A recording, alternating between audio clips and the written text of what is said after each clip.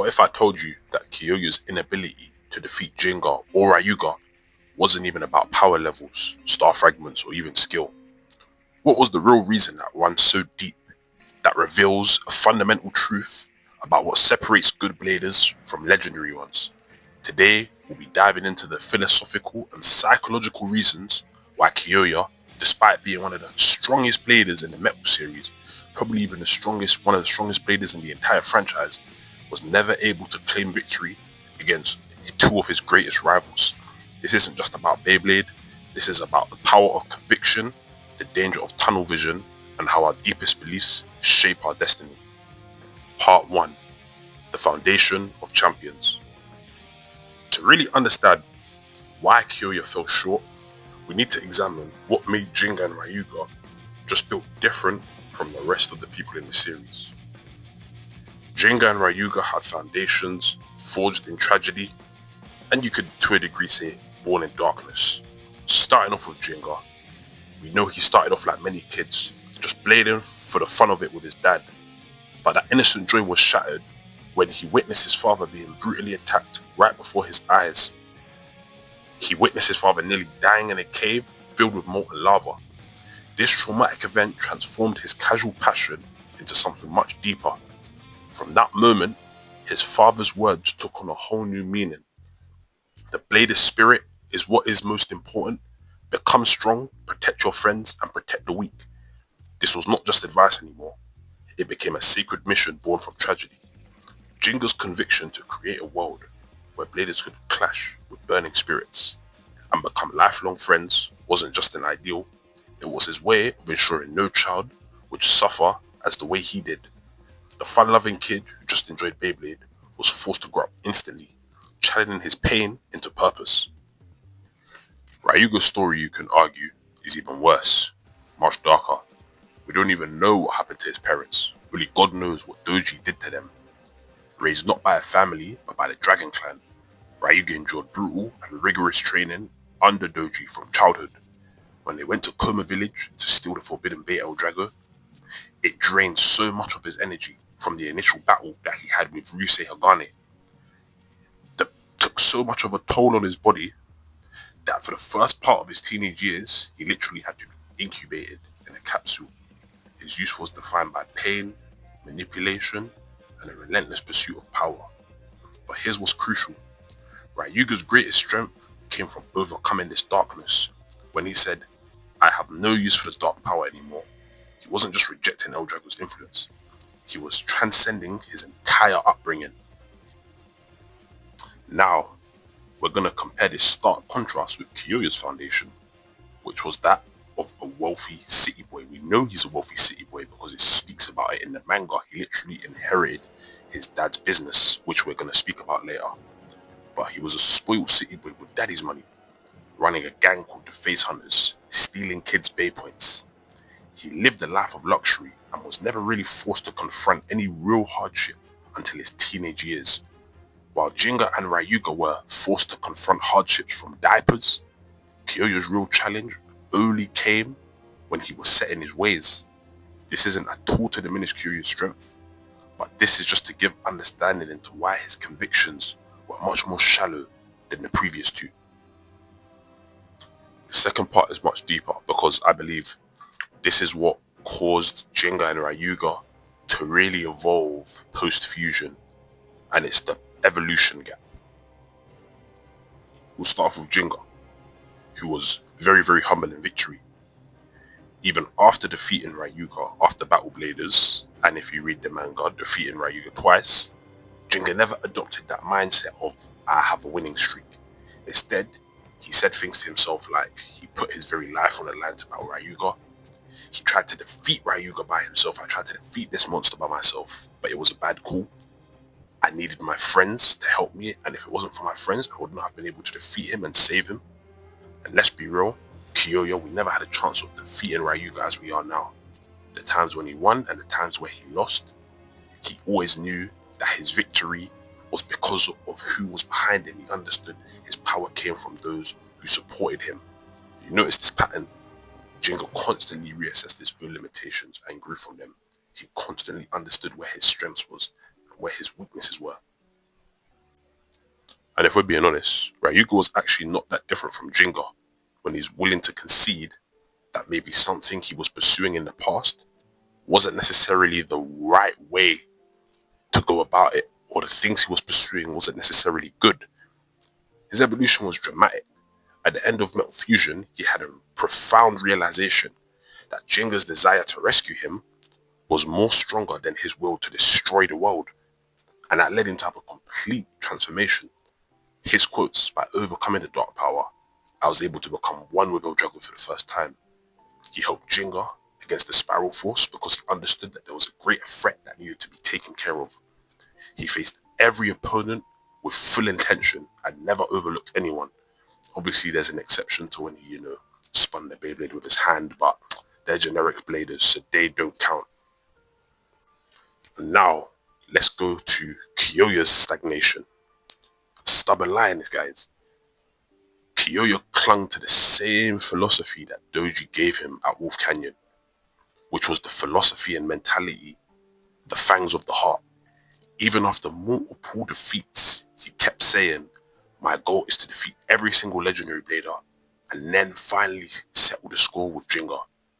I have no concern about defeating Nemesis. All I want is to settle the score of Jinga. I am a lion who lives in the wild. I don't need flunkies to support me in my battles."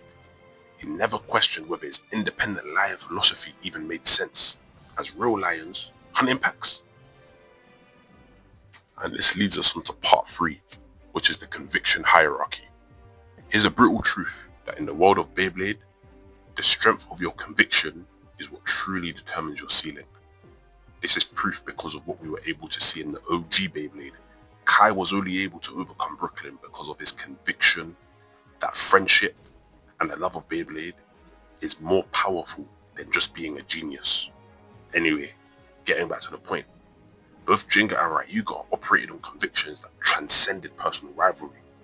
Jinga wanted to create a world where Beyblade brings people together, protecting the weak. Ryuga desired to claim all the power in the world, becoming one with ultimate strength. It may seem simple, it may sound basic, but it is a very strong conviction to want to literally have all the power in the world to yourself. But now let's look at inferior conviction. Or you can call it tier 2 conviction. Ryuga and Jinga's was tier 1, Kyoya's is tier 2. Kyoya's conviction was revenge driven, whereas Ryuga and Jinga, their convictions were world changing.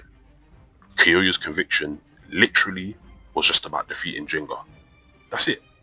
Throughout all 3 seasons, his entire motivation revolved around a single rivalry. And this is why he made critical errors. He overlooked Aguma to get to Jinga. He underestimated Ryuga in Metal Fury. He always abandoned the team, then returned, then left again because of the mental dilemma he had. He didn't know whether he wanted to be independent or whether he wanted to still have friends by his side. He even underestimated Masamune in the tag team match back in the World Championships, which again was a mistake. It led to him being eliminated because of that. This is a biblical parallel, obviously. I'm a believer, so I'll be very, very respectful in how I link this metaphor. But long story short, Jinga and Ryuga's, their seeds were planted in the deep soil, that through trauma and hardship they were able to grow unshakable roots. But Kyoya's seed was planted in the shallow soil because it sprouted quickly, but it lacked depth to weather true storms. And the metaphor of the shallow soil and then seeds being planted in the deep soil, it also boils down to how people react based on adversities. When Jinga learned about Zeus and the ancient Beyblade civilization, he embraced it. He said, "If Zeus has trusted us with this power, then I am happy to have this privilege." People whose seeds are planted in the deep soil, when they hear that burden of responsibility, many of them will turn a cold shoulder and say they don't want to deal with this anymore. Linking it to kind of how many of the believers are in these days. When they understand the responsibility they have to, uphold the word of God, spread the gospel, many people aren't willing to bear with that responsibility. But if we just link it back to Beyblade, in the Beyblade world, Jinga and Ryuga happily embraced that responsibility. When Ryuga encountered King Indus, he was intrigued. He said, "It will be interesting to see if you've hone these powers from the cosmos. I'm here to see if you're telling the truth. But how does this differentiate from Kyoya? He runs away from the responsibility. He turned a cold shoulder to every single advice that people gave him, notably Dynamis, with the teachings about the ancient Beyblade history. Kyoya just turned a cold shoulder once again. He said this has nothing to do with me, again showing his arrested development, his lack of growth. He refused the enlightenment that could have deepened his conviction and made him stronger. Part 5 is the yes man problem. And this is a big one because Kyoya surrounded himself with enablers like Benkei, who never challenged his flawed philosophy. Benkei himself was stuck seeking recognition rather than growth. Compare this to Gingka, who was constantly challenged by his friends to grow, especially Kenta. Even though Kenta was nowhere near on the level of Gingka, Kenta still always checked Gingka if he felt Gingka was doing something wrong or he wasn't communicating something. Kenta always let him know, bro, you gotta speak to me, you gotta do this, you gotta do that. Ryuga as well, even though he didn't necessarily have friends by his side until Kenta up in Metal Fury, he was always traveling alone, but he engaged with worthy opponents who pushed his thinking. If someone like King had joined the cast earlier, his harsh but loving criticism might have saved Kyoya, just as it helped Masamune overcome not becoming a legendary blader. I mean, I guess some people would say you kind of gave Kyoya a bit of a check-in, like told him to pattern up, but let's be real, it wasn't really that much, as it was more like a gentle scolding. It wasn't the way King would have checked him and really put him in his place and let him understand that he needed to change his way of thinking. But what's the most damning evidence for all of this? What is the main thing that allowed me to see that Kyoya's conviction was nowhere near as strong as the other two and how he was never able to beat them? Is what happened after they achieved their goals. Did Gingka retire after defeating Ryuga? No. Did Ryuga stop after surpassing Gingka, beating Gingka? No. Would Kyoya have continued if he had beaten Gingka? The evidence suggests that he would have hung up his Beyblade and launcher. Just like as they say with football players, when they retire, they hang up the boots. Kyoya would have hung up his launcher. This reveals the fundamental flaw. Kyoya's conviction was never about Beyblade itself, but about a single rivalry. Gingka and Ryuga's convictions were about something greater, ideologies that they wanted to spread throughout the world. Part 7. The Shogun Steel Revelation. This is kind of a continuation from part 6, kind of proving my point about how Kyoya would have hung up his launcher. Kyoya inherited his father's company with his brother Kakeru, returning to that comfort. But Gingka and Ryuga, they still traveled the world seeking prodigies to carry on their ideologies, still driven by their convictions.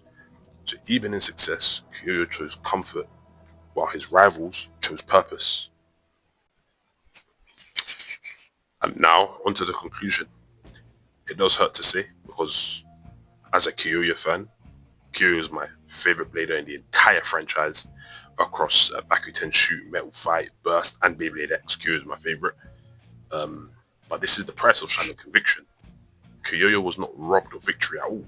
He robbed himself, he finessed himself by not developing a conviction strong enough to carry him to the top. His stubborn refusal to evolve, his fixation on a single rivalry, his rejection of deeper understanding, all combined to create an invisible ceiling he could never break through. The lesson in Beyblade, as in life, those who fight for something greater than themselves will always surpass those who fight only for personal satisfaction. Gingka fought for a better world, Ryuga fought for ultimate power and freedom. All Kyoya fought for? Revenge on a rival. Is it any wonder who emerged victorious? Nah, man, I don't think so. Kyoya was always destined to be cooked by Ryuga and Gingka based on that mentality. So yeah, man, let me know what you guys thought of this video. Peace out. Irrespective of what I've said, he will always be one of the best bladers in the entire franchise. just to put that out there.